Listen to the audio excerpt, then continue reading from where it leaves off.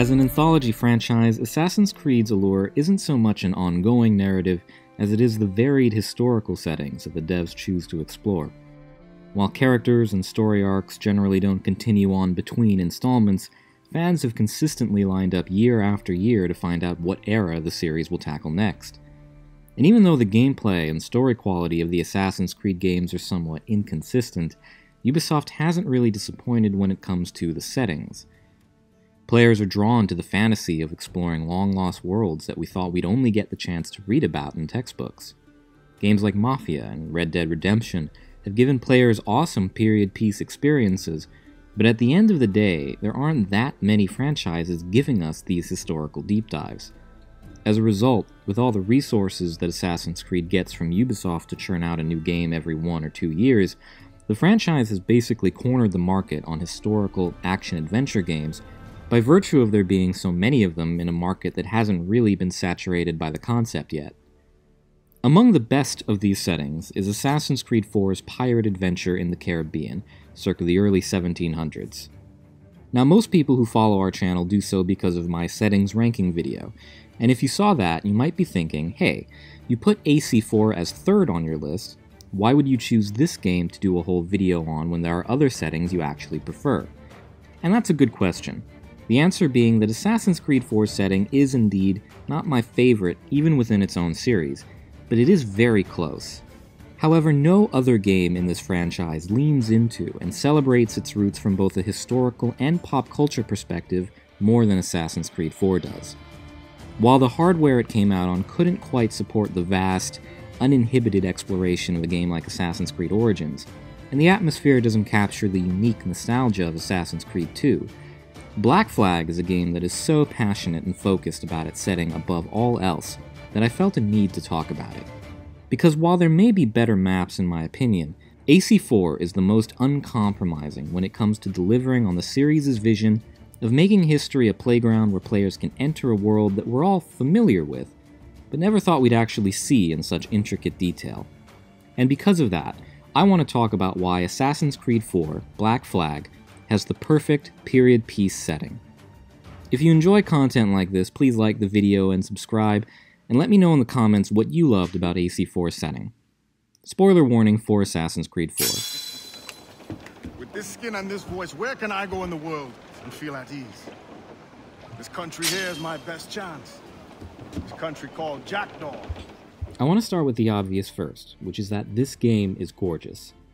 I wasn't sold on the Anvil Next engine when Assassin's Creed III came out, because of its somewhat milky textures and its bland color palette, and while new versions of AC3 have improved upon those issues I had at launch, I was floored by what the team handling AC4 was able to do with that engine. The game is so vibrant and colorful both on land and at sea.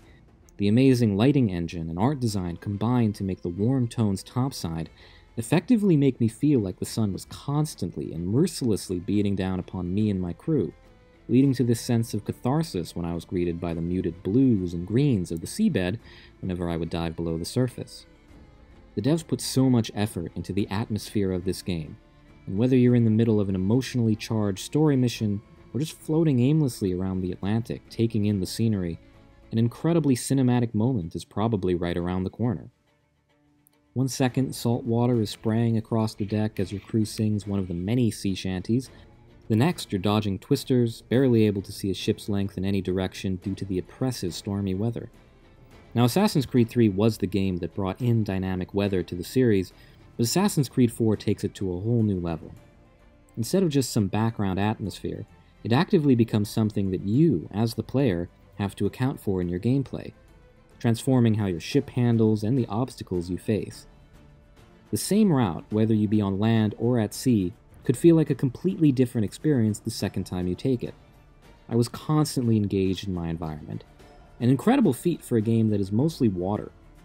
And that's not to say that there isn't any variety there. The two main cities of Havana and Kingston are very unique from one another.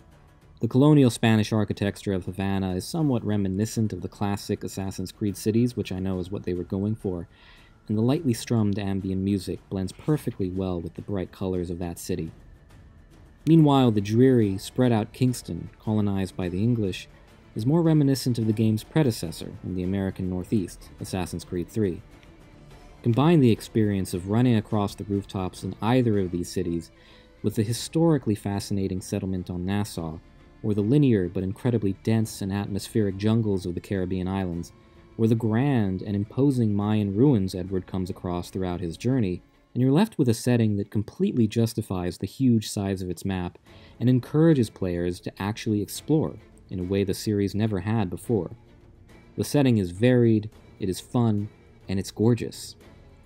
However, as important as all these things are, there are plenty of pretty games out there. And so what makes Assassin's Creed IV stand so high above games like Assassin's Creed III or Rogue, both of which are beautiful games in their own right, and even use most of the same mechanics as Black Flag? Well, let's dig into why Assassin's Creed IV's use of its setting and time period make it more than just a pretty face. Hey, take what you need. Won't be a minute.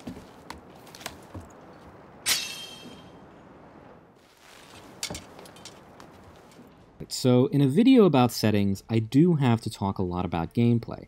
And I know a lot of people didn't like how much I emphasized the importance of gameplay decisions and in-game activities in my setting ranking video, but this game, more than any other, shows just how important it is to fill your game with meaningful things to do that actually enhance the setting, not just clutter it. I've talked about Assassin's Creed Brotherhood in a video in the past, and discussed how one of that game's best strengths is that it settles on a main conflict and theme early on, and makes every single activity in that game related to that conflict. The player never feels like they're doing busy work or wasting time, because they're always doing something related to the liberation of Rome, whether that be destroying a Templar base, or just buying the Colosseum with the money you made playing Hazard. Assassin's Creed IV has a similar focus, but not around a story concept like in Brotherhood.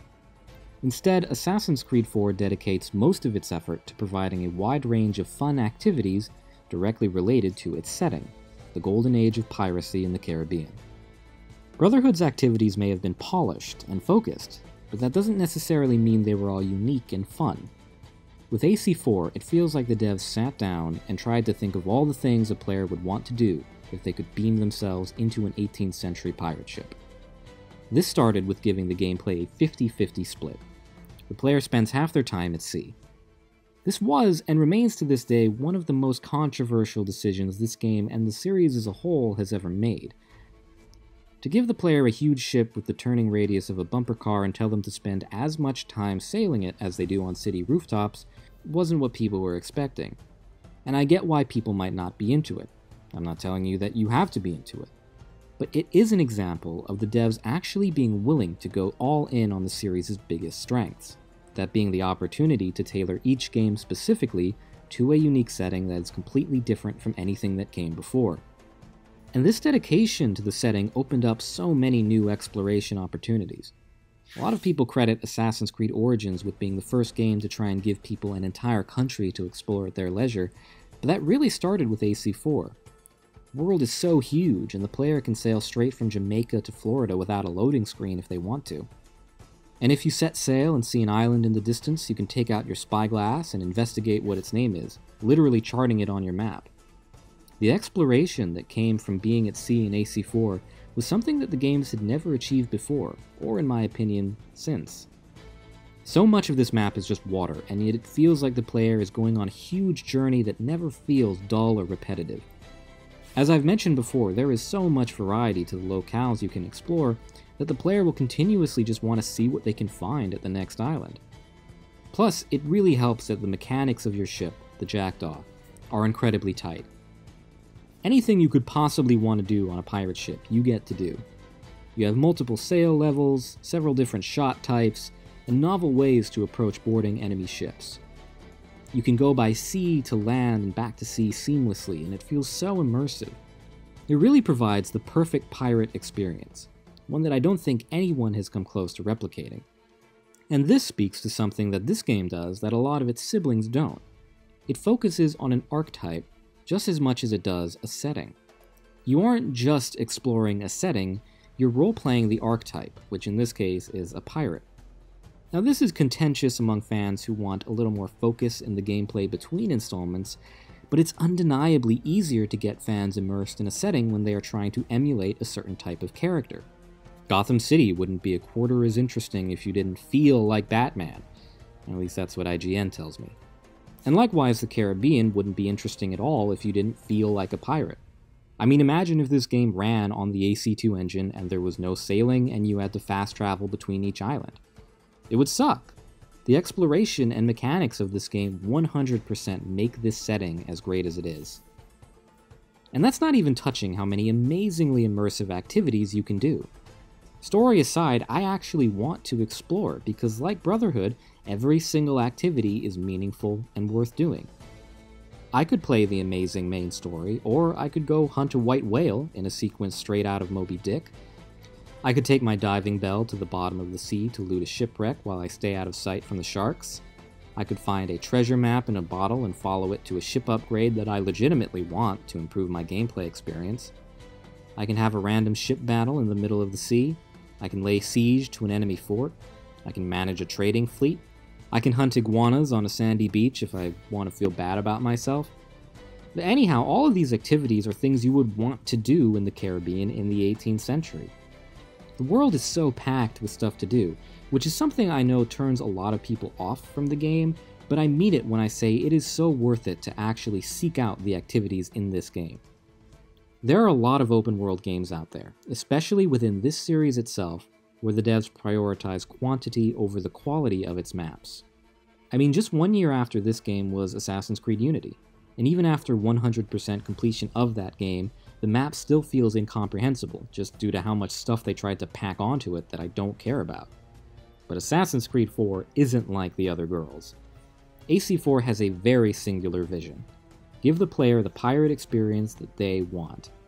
And the result is a Caribbean that, yes, is beautiful, but is also fun to traverse on both land and sea, and actually incentivizes exploration in a way that fully immerses you in the experience through great visuals, music, and activities.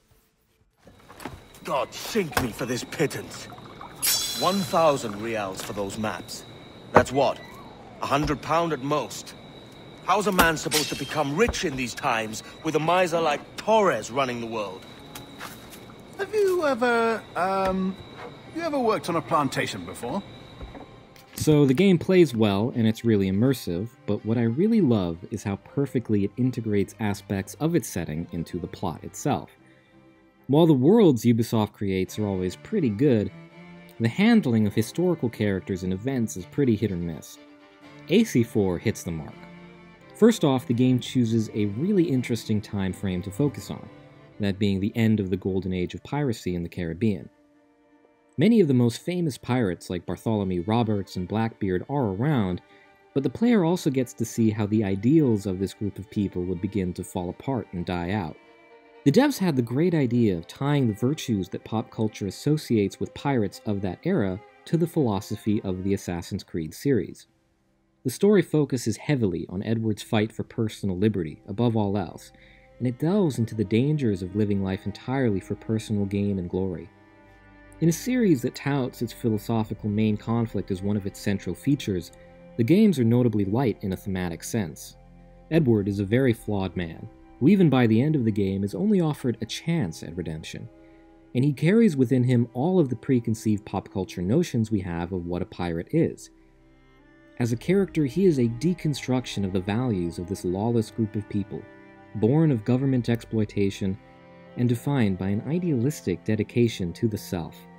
He perfectly encapsulates what we understand pirates to be, for better and for worse. And as he watches his lifestyle and beliefs fail the test of time, he begins to understand that nothing is true, everything is permitted, does not give leave to run from responsibility, but instead pushes you towards action and self-accountability. The Assassin's Creed philosophy has seen a number of interpretations over the years, and I imagine it was purposefully made vague because it was just made up by a bunch of French dudes in a Canadian video game lunchroom. But in this game it really works because it's not just a pretentious made-up creed used to justify my 4-digit kill count in AC2, but it actually meshes with the setting in question, and reframes the entire historical time period from the unique perspective that this franchise has to offer. Edward isn't always trying to murder a devious Templar. Sometimes he's trying to keep the experimental Libertalia in Nassau from collapsing by seeking out medicines. Sometimes he's coming to terms with his own loss and self-hatred. This game is less about the external conflict as it is about Edward's internal conflict, and by extension the conflict of being a pirate in this era at all. And thus the very nature of this setting is the core of what the game's plot is struggling with, and it's done really, really well. In a world without gold, we might have been heroes! What a cool line. And the game does really well by its characters. The series sometimes has the Forrest Gump problem. Characters will pop in, not for any real thematic purpose, but just because they are famous historical characters and the devs wanted to shoehorn them in. Quickly, Connor, get on the horse! AC4 respects the characters it portrays, and if every single one of them was fictional, the game would still work. The characters are given story arcs, and the people you meet early on persist to the end of the game. Blackbeard, Anne Bonny, Bart Roberts, Mary Read, Calico Jack, Charles Vane, Ben Hornigold, Stede Bonnet. These are all legitimately interesting characters who have complete character arcs. I liked some, I hated some. They made me laugh, they made me sad. These were real people who lived, and they definitely didn't live the lives portrayed in this game, but I still learned so much about these people from the game and the ensuing research I was able to do afterwards. I mean, who'd have thought Stede Bonnet would have been a more interesting character than Lafayette or George Washington? But these characters don't just exist to show up and do something people might recognize from a history book. They're fully fleshed out people with goals and desires who change as the game goes on and the world around them crumbles. The campaigns against piracy were really well done because we see it from the perspective of someone who is friends with these people. Famed pirate hunter Woodes Rogers feels like a legitimate threat because he isn't just offering the player an ultimatum for their life, but he is also offering that to these characters that you have come to care for. Real events like the death of Blackbeard and the mutiny of Jack Rackham have real emotional weight because the story invests real stake. You aren't just hopping from historical event to check off all the boxes like a game like AC3 or Assassin's Creed Unity, because the events that happen in this game are actually emotionally resonant and matter, whether they happened in real life or not. And when you reach the end of this game, and Edward is reminiscing about the people that he lost in the best ending to arguably the best story in the series, the player is left mourning them and thinking back over the virtual years they spent living as a pirate. History is respected in this game, and while it does follow a lot of pop culture tropes, and it certainly isn't a one-to-one representation of what happened back then, or anything close to it, it portrays it in a fun, exciting, and heartbreaking way, leaving us with a story that could have only been told with this setting. You're a good man, Edward. And if you learn to keep settled in one place for more than a week, you'll make a fine father too. AC4 isn't a perfect game. It isn't my favorite game in the series, and it doesn't even boast my favorite setting in the series. But the ways in which the gameplay, story, and world design all build upon and enhance that setting is so masterful that I couldn't help but put this video together. It took a historical time period and filtered every decision they made about the game through the question of what people would want to see and do if they could be an 18th century pirate. The activities are so focused and enjoyable, and all of them make sense for a game about pirates, and the ship mechanics are unsurpassed in the industry. The historical context of the game is given real narrative weight, and the characters and events are more than just big names thrown in there with no personalities just for the sake of featuring famous people. The game respects its setting, and it makes its setting fun, and for that reason, I believe this is really the perfect period piece setting. I'd love to hear other people's thoughts too, and I've mentioned this before, but we're a small channel, and I love talking about these things with you all, and I really appreciate the support we've gotten. But otherwise, do take care of yourself, and have a great day. Oh, all the comrades that e'er I had, they're sorry for my going away. And all the sweethearts that e'er I've loved, they'd wished me one more day to stay.